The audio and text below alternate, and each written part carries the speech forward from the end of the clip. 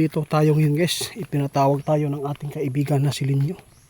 Mayroon pong babala po ngayon ang ating kaibigan sa lahat po ng mga nakakaranas ng ulan po ngayon, no? May nakita si kaibigan na lulubugin, no? May prediction po ang ating kaibigan ngayon sa lahat ng makapanood, no? Sa ibang bansa din po ay magkakaroon po ng malaking katubigan. Maraming bahay po dito na lulubugin ng tubig, kaibigan. Grabe. Nagmamadali po ako ngayon sa inyo para lang malaman natin at maipabot yung mga babala ninyo na ito ay mangyayari sa taong ito. Ito ang nakita ninyo ngayon sa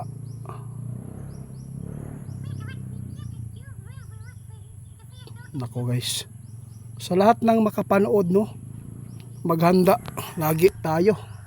May prediction si kaibigan sa lahat ng makapanood. Nakakatakot po ito sa lahat po ng mga kababayan po natin sa ibang bansa, no. Sa ibang bansa po ngayon may nakita si kaibigan na makakaranas po ng malaking tubig. Mayroon pong bahay o city na lulubugin po ng tubig. Sana ay magkakaroon po kayo ng pwedeng masakyan kung sakali man na mangyari ito, no? Yung lulutang sa tubig na sasakyan. Kailangan po ninyo, kaibigan. Salamat po sa babala.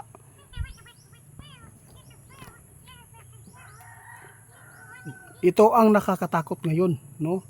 Mayroong sinabi si kaibigan na makasagupa daw ang tao nang aabot po ng isang buwan na ulan. Kaya ibig sabihin nito, ito po ang nakita nila na mangyayari.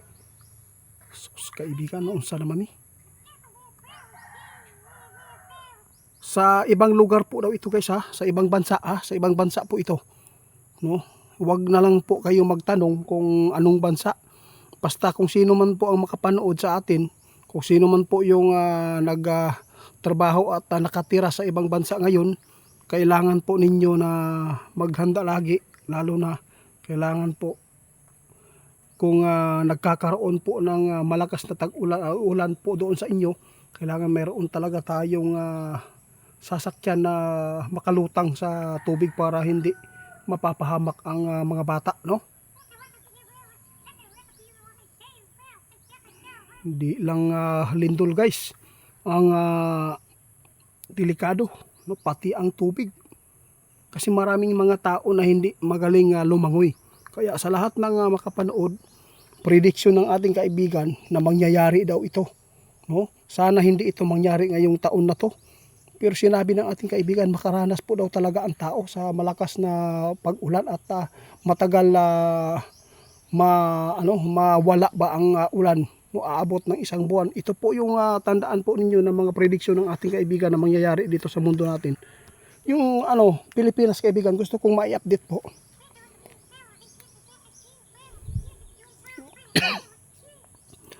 Guys, nakakatakot din po itong nakita ng ating kaibigan dito sa Mindanao, at saka dito sa Cebu. Hindi lang Cebu, dito sa bansa po natin sa Pilipinas, may nakita si kaibigan na mayroon talagang masamang panahon na makaranas din po ang ibang naku po, mga kababayan po natin. Na ay nakitaan si kaibigan guys diri sa ato dito sa bansa natin na mayroong mga lugar din na matatamaan po ng malaking tubig. Lalo na sa panahon natin ngayon ay hindi na po talaga normal ang hindi na balance po ang panahon natin. Oo nga, putol-putol ba? Guys, tandaan ninyo, mayroon nakita si kaibigan dito sa ating bansa din na mayroon din po makaranas ng baha, malakas na ulan. Kaya mag-ingat tayo, lalo na sa landslide.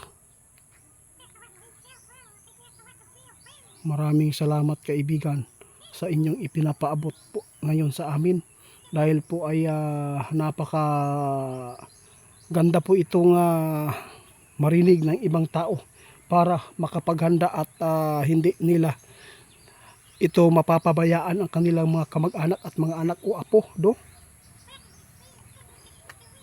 prediction ng ating kaibigan, hindi lang po doon sa ibang bansa na magkaroon po ng malaking tubig, pero ang sentro dito sa ibang bansa talaga ang magkakaroon ng pinakamalaking tubig po doon.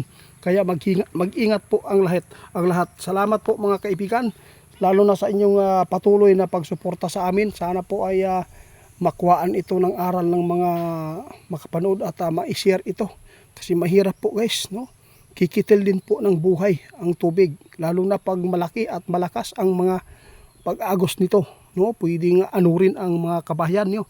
Kaya sa lahat ng mag-share, maraming salamat. Mag-ingat po tayo kay Ghost Hunter 88 Pansa. Scammer po yan. Maraming salamat sa pag-report po ninyo. Kaibigan, salamat po ha. O sige. Guys, wala na si kaibigan. Aalis na po siya kasi po mayroon po silang pupuntahan ngayon. Dahil po ay napakarami na po ang kanilang mga trabaho na gagawin. Kaya ako talaga ang pumunta dito para hindi tayo